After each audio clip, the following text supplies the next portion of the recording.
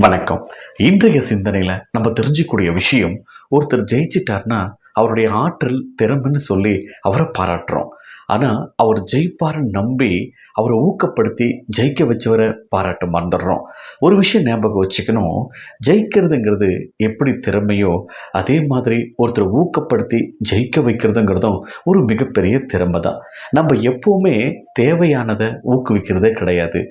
தேவையற்றத நல்லாவே ஊக்குவிப்போம். எப்படின்னு கேட்குறீங்களா? இப்போ ஒரு தெரு முனையில குப்பை இருக்கேன்னு யாராவது ஒருத்தர் சுத்தம் படுத்தினார்னா, அவர நம்ம ஊக்குவிக்கிறதே கிடையாது. ஆனா, அதே தெரு முனையில ஒருத்தர் குப்பைய கொட்டிட்டு போனார்னா, அடுத்த நாளே நாமும் சரியா அதே இடத்துல போய் குப்பைய கொட்டுறதும் ஒரு விதத்துல ஊக்குவிக்கிறது தானே. ஊக்குவித்தல் பல பேர ஜெயிக்க வைக்கும். ஊக்குவித்தல் பல பேருடைய கிழிஞ்ச சட்டைய மூடி மறைக்கும்.